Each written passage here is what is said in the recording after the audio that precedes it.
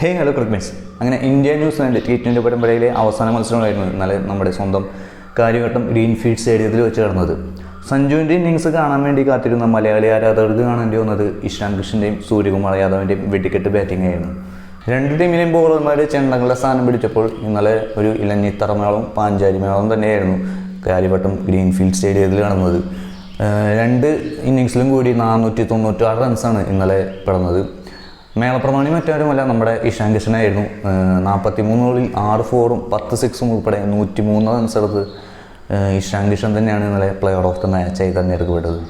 ഇന്ത്യയുടെ 271 എന്ന score chase ചെയ്യാറിറങ്ങിയ New Zealand 19.4 ഓവറിൽ 225 എന്നൊരു സ്കോറിൽ എടുക്കാനേ സാധിച്ചുള്ളൂ. ടൂർണമെൻറ്റിലുടനീളം മികച്ച പെർഫോമൻസ് കാഴ്ചവെച്ച ഇന്ത്യൻ ക്യാപ്റ്റൻ സൂര്യകുമാർ യാദവാണ് പ്ലെയർ ഓഫ് ദ ടൂർണമെൻറ്റായി തിരഞ്ഞെടുക്കപ്പെട്ടത്. അങ്ങനെ ഇന്നലത്തെ T20 മത്സരത്തിൽ ഏറ്റവും കൂടുതൽ സിക്സുകൾ പിറന്നൊരു മത്സരം കൂടിയായിരുന്നു. 36 സിക്സുകളാണ് രണ്ട് ഇന്നിങ്സിലൂടെ പിറന്നത്. ഇന്ത്യ തന്നെ 23 സിക്സാണ് അടിച്ചത്. അതുപോലെ ന്യൂസിലാൻഡ് 10 സിക്സ്. അങ്ങനെ 33 സിക്സുകളാണ് ഇന്നലെ ഈ ഒരു മത്സരത്തിൽ പിറന്നത്. ശരിക്കും പറഞ്ഞാൽ ടിക്കറ്റ് എടുത്ത മലയാളി ആരാധകർക്കും ബാക്കിയുള്ളവർക്കും നല്ലൊരു ബാറ്റിംഗ് വെടിക്കെട്ട് തന്നെയായിരുന്നു ഇന്ത്യൻ ടീം കാഴ്ചവെച്ചത്. ഇന്ത്യൻ ടീമിൽ സൂര്യകുമാർ യാദവും ഇഷാൻ കിഷനായിരുന്നെങ്കിൽ മറുവശത്ത് ഫിന്നലൻ കോൺവേക്ക് വരാവുന്ന ഫിന്നലൻ്റെ വെടിക്കെട്ട് ബാറ്റിംഗ് തന്നെയായിരുന്നു ആദ്യം. കാരണം പവർ പ്ലേയിലൊക്കെ നല്ലൊരു സ്കോർ അവർ നേടി, പിന്നെയാണ് ഒരു ബാറ്റിംഗ് കൊളാപ്സിലേക്കൊക്കെ പോയത്. അപ്പോൾ ബാക്കി ഈ വിശേഷങ്ങളിലേക്കൊക്കെ വരാം. നിങ്ങൾ ഈ ചാനൽ കാണുന്ന ചാനൽ ഒന്ന് സബ്സ്ക്രൈബ് ചെയ്യുക, ലൈക്ക് ചെയ്യുക, മത്സരത്തെക്കുറിച്ചുള്ള അഭിപ്രായങ്ങളൊക്കെ ഒന്ന് കമൻറ്റും ചെയ്യും. ബൈ.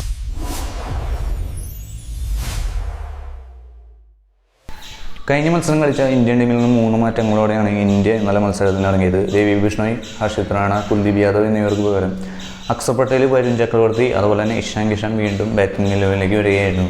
അതുപോലെ ന്യൂസിലാൻഡ് ടീമിലുണ്ടായിരുന്ന 4 മാറ്റങ്ങൾ Devon Conway, Zakary Foulkes, Matt Henry, Mark Chapman എന്നിവർക്ക് പകരം കൈൽ ജാമിസണും ഡെവിൻ കോൺവേക്ക് പകരം ഫിന്നാലനും അതുപോലെ ഡെവൺ ജേക്കബ്സ്, ലോക്കി ഫെർഗ്യൂസൺ എന്നിവരാണ് ഇന്നലെ ന്യൂസിലാൻഡ് ടീമിന് വേണ്ടി കളിച്ചത്.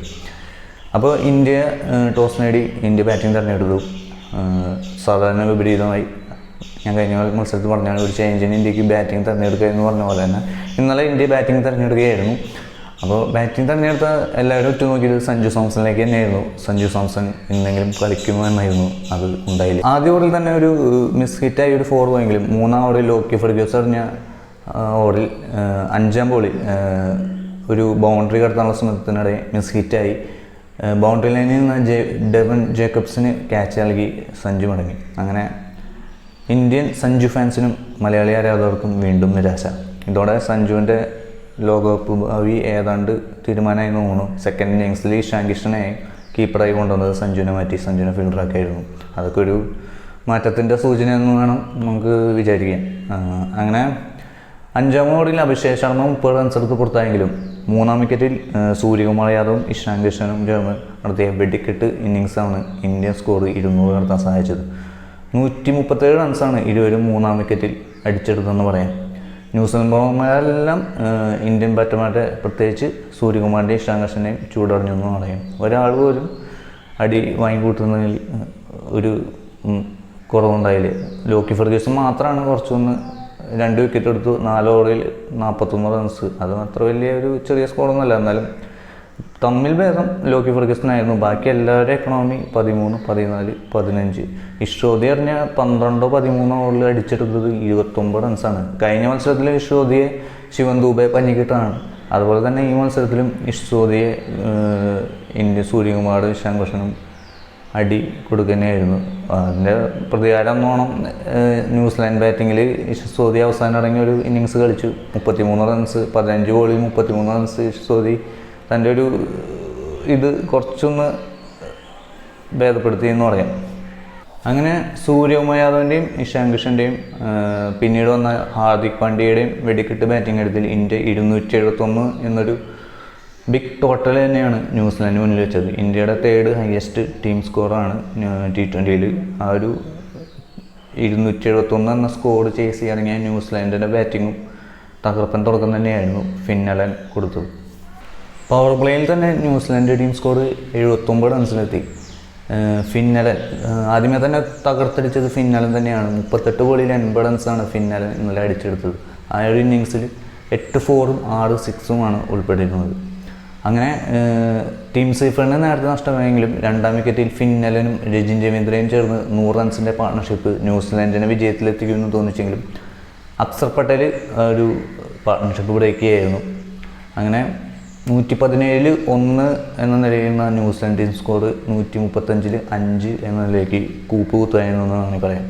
പിന്നീട് കൃത്യമായ ഇടവേളയിൽ വിക്കറ്റുകൾ വീണതോടുകൂടി ന്യൂസിലാൻഡ് 225 എന്നൊരു സ്കോറിൽ ഒതുങ്ങുകയായിരുന്നു.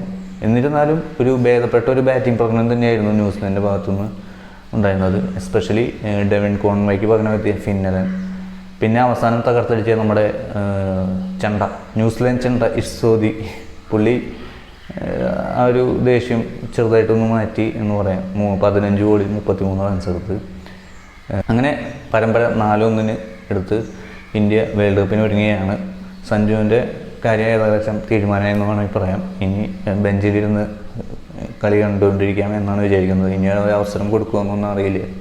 കാരണം 5 മത്സരങ്ങളിലും അവസരം കൊടുത്തിട്ട് ഒരു ഇന്നിങ്സ് പോലും, ഒരു ഓവർ 30+ പോലും സ്കോർ ചെയ്യാൻ സാധിക്കാത്ത ഒരാളെ ഇനിയും എന്ത് വിശ്വാസത്തിലാണ് അതുപോലെ T20 വേൾഡ് കപ്പ് എന്നൊരു വലിയൊരു ഈവൻറ്റിൽ കളിപ്പിക്കുക എന്ന് നമുക്കറിയില്ല.